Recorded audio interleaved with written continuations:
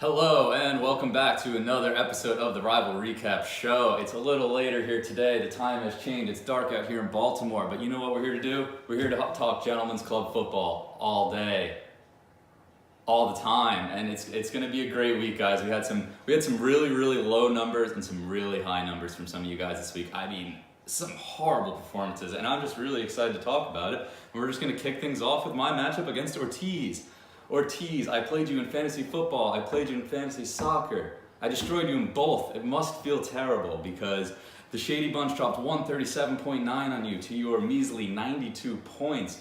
My big players went off. Drew Brees, 31, James Conner, 29, Hopkins, 26. My stars were loaded this week and they were ready to play and I couldn't have been happier about it. Hyde and Zeke on the other side, oh God, 92 points, dude. Your team sucks. Your team sucks. You're sitting at 3-6, James. I mean, just don't come out the house, James. Do not come out the house. The gang's all outside. We're all winning. We're all having fun, and you got to stay inside because you're done. You're done. I'm confident in that.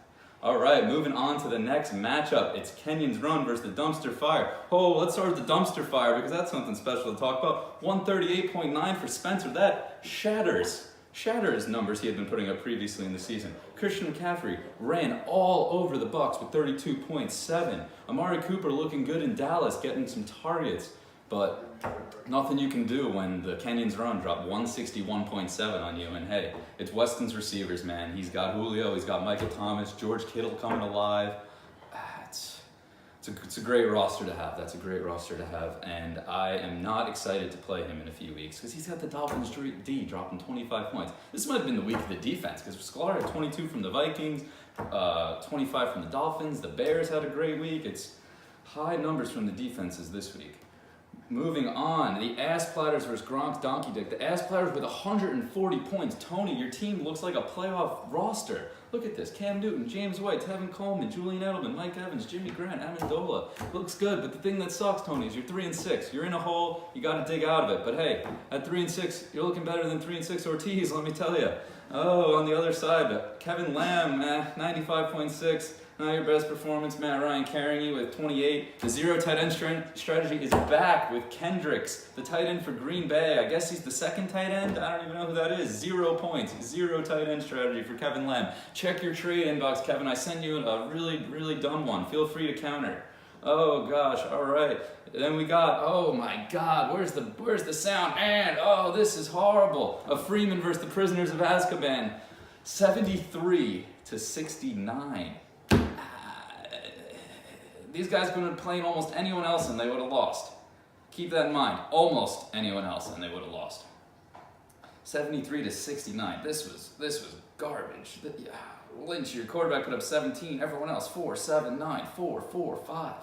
It's like Sedano on the other side. 19 from your quarterback and then 2, 6, 15 out of AB, but then 5, 4. It's like, oh my God, you guys are two good teams. You know, Sedano's now 6-3, Lynch is 4-5. You guys are both in the hunt, but this is just awful. This is really bad to look at. I don't want to look at it any further. Let's go on to the next matchup, and it's the Julius Caesars versus That Boy Fast. Notice how I said if those guys played almost anyone else, they would have lost. But no, there's Ian, the Julius Caesars, putting up 64 points, staring at me over on the couch with his head looking down. He's not happy. 64 points from the Julius Caesars. That is the lowest of this season, almost a league low overall. Thank God for Weston last year with that garbage team putting up 62 points one week. But God, Ian, there's not much to say about your guys. Let me tell you. 6, 6, 6, 4, 10, 10, 12, 7, 0. 0 from your defense. Not the week of the defense for you, Ian. But That Boy Fast, 140. It's Mahomes. His running backs are looking good. Jordan Howard got 2 touchdowns. I mean, it's like probably his freaking best week. But Josh Gordon, 130 receiving yards. He's coming alive. It's Joe's got a real scary looking team. Sitting at 4-5, just continually climbing the leaderboard. He lost last week, but he's won 4 of his last 5. And oh God, he's going to be tough in the playoffs. Oh, and here we go down to the final 2 matchups who included the top 4 players in our league, or so we thought. The first matchup, Eric versus Christian. This matchup did not disappoint. Eric just dropping a bomb, just dropping 196 on Christian's face. And there's nothing Christian could do about it, no matter how well his team played. Eric with 29, 22, 33, 21, 28, 23, 28. It's unbeatable. It's unbeatable. And he had freaking AJ Green on bye. Isn't AJ Green, is he injured now? I don't even know, but maybe it's only short term. But it's crazy how good his team is. And then Borelli on the other side dropping 144 and losing. Let me note that Lynch and Sedano's matchup totaled 143 points roughly. Christian put up 144 and lost. Sitting at 4-5, but hey, he's still got some of the most points in the league. He's gonna make the playoffs, and his team is certainly a force. Fitz putting up 24. Hey, the Tampa Bay Bucks solved your quarterback issue by starting the better one, so you now have the better quarterback. It's Fitz magic. How can you ever go wrong with that guy? He's a Hall of Famer as far as I'm concerned. Former New York Jet. Great player. And then the other matchup of the week that I was so excited for, the two 6-2 teams sitting at the top of the leaderboard facing off. I expected what I just got out of the last matchup, 196 to 194. I was expecting big things. No, Pavic and Charlie, 89 to 86. What is with these shitty matchups, guys? Charlie versus Pavic, Lynch versus Sedano, guys. What are these low numbers? 89 to 86. Is it buys? I guess Pav had a few buys with Ertz, Moncrief, and Aguilar. All right, Charlie had Odell, Andrew Luck on bye, but I mean, Charlie still has Brady. I mean, Adam Thielen with his worst week of the season, still putting up 12.7. He finally didn't get 100 receiving yards. Just nothing to really be too happy about looking at this matchup. Calvin Ridley had a nice week, 19.7. That's a good upside for Charlie.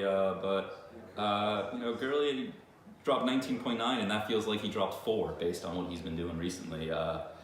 Pav 0 from Chris Hogan. That's tough to see. You'll get those guys off by, but hey, you had Duke Johnson on the bench, 29.6. Hey, you might have found your RB2 because Mayfield seems to be loving him in the pass game. He had 2 receiving touchdowns, 78 receiving yards. That is sick. That is awesome, guys. We are at week 9. We only have 4 weeks to go. The playoff picture is starting to settle a little bit, but it's way too close to call with all these 4-5, 5-4, 3-6, 6-3 teams. And guys, it's just awesome. It's great. Oh, all right, Brian. We'll get to your segment. All right, geez. And that's that. Oh, thanks for the ball, Brian. What a throw. And we are here with the useless fact of the week. I have a special guest, Ian, who chose to be shirtless for this segment. Why, I do not know. But you know what? Ian's got a great useless fact for us, guys, so I'm just going to turn it over to him. Hello, guys. This is the owner of the Julius Caesars here. My team is currently 4-5, and as many of you know, I'm a diehard Ravens fan. Every week, the Ravens have lost. My team, the Julius Caesars, have lost. My playoff pictures are sinking down the toilet. The Ravens' playoff pictures are nearly gone. Looks like it's over for the both of us. Thanks, Brian. Well, that was really depressing, but hey, he's an owner that's trying. And guys, let's have a great week, and we'll see you next week. Thank you.